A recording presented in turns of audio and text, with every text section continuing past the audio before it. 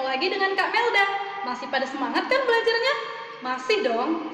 Kali ini pembahasan kita masih mengenai jurnal umum. Pada pertemuan sebelumnya, kita sudah membahas apa itu jurnal umum dan bagaimana mekanisme debit dan kredit. Masih pada ingat kan guys?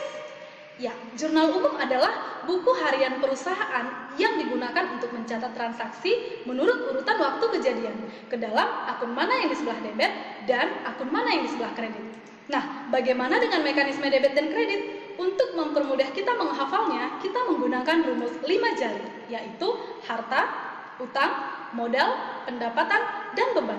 Jika posisi bertambah, kita membentuk jari kita posisi calling. Yang terbuka, catat sebelah debit. Yang tertutup, catat sebelah kredit. Jadi, harta, beban, catat sebelah debit. Utang, modal, pendapatan, catat sebelah kredit. Nah, jika berkurang, kita buat posisi salam 3 jari. Sama seperti yang tadi ya guys, jika terbuka, catat sebelah debit. Jika tertutup, catat sebelah kredit. Maka, utang, modal, pendapatan, catat sebelah debit. Harta, beban, catat sebelah kredit. Nah, bagaimana menerapkan mekanisme debit dan kredit ini ke dalam bentuk jurnal umum? Penasaran kan guys? Yuk kita bahas. Nah, ini adalah bentuk jurnal umum. Ada judul yang terdiri dari nama perusahaan, jurnal umum, dan periode. Kemudian ada kolom tanggal diisi dengan tanggal kejadian transaksi. Ada nama akun diisi dengan akun mana yang di debit dan akun mana yang di kredit. Kemudian ada kolom referensi atau yang kita singkat dengan ref. Dalam jurnal umum, ini kita kosongkan dulu ya guys. Nanti akan kita isi ketika posting ke buku besar. Kemudian ada kolom debit untuk mengisi saldo sebelah debit. Selanjutnya ada kolom kredit untuk mengisi saldo sebelah kredit. Nah, sekarang kita akan masuk ke contoh transaksi.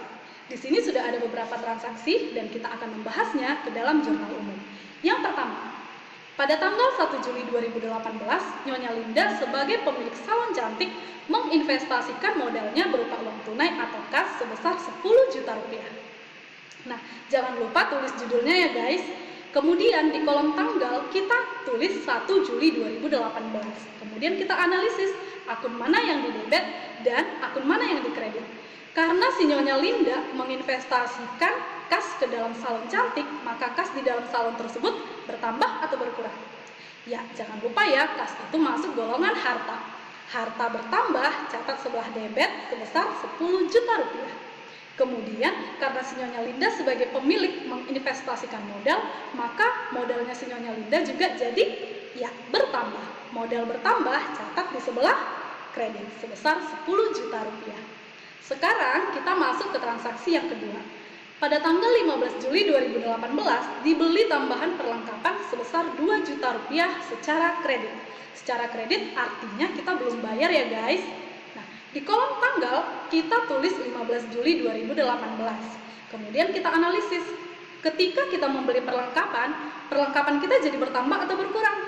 Ya, bertambah. Perlengkapan itu masuk golongan harta ya guys. Harta bertambah, catat sebelah debit sebesar 2 juta rupiah. Kemudian karena kita belum membayar, maka kita memiliki utang. Utang kita jadi bertambah atau berkurang? Ya, utang kita jadi bertambah. Utang bertambah, catat sebelah kredit sebesar 2 juta rupiah. Selanjutnya, kita masuk ke transaksi yang ketiga. Pada tanggal 19 Juli 2018, kita bayar utang kita yang tadi. Nah, ketika kita membayar utang kita jadi bagaimana? Bertambah atau berkurang? Ya, utang kita jadi berkurang. Pada kolom tanggal, kita tulis 19 Juli 2018. Nah, utang berkurang dicatat sebelah utang berkurang, catat sebelah debit sebesar 2 juta rupiah. Karena kita membayar utang itu menggunakan kas, maka kas kita jadi bertambah atau berkurang guys? Ya, jadinya kas kita berkurang. Dicatat sebelah kredit sebesar 2 juta rupiah. Nah, di dalam jurnal umum, kita harus memastikan saldo di sebelah debit dan saldo di sebelah kredit itu harus balance, sama, atau seimbang. Seringkali di sini banyak yang salah loh guys. Nah, kita buktikan ya di salon cantik. Di sebelah debit ada 10 juta, 2 juta, tambah 2 juta. Totalnya sebesar 14 juta. Sebelah kredit ada 10 juta, tambah 2 juta, ditambah 2 juta. Totalnya sebesar 14 juta. Nah, jadi di salon cantik, saldo debit dan saldo kredit sudah sama, balance, atau seimbang. Nah, bagaimana? Sudah paham kan guys? Dalam video ini kita sudah membahas mengenai jurnal umum, mekanisme debit dan kredit, dan contoh soal dalam jurnal umum. Kakak berharap kalian dapat memahami apa yang sudah kakak jelaskan kali ini. Nah, selalu ingat menerapkan 3M ya guys, memakai masker, mencuci tangan, dan menjaga jarak. See you guys!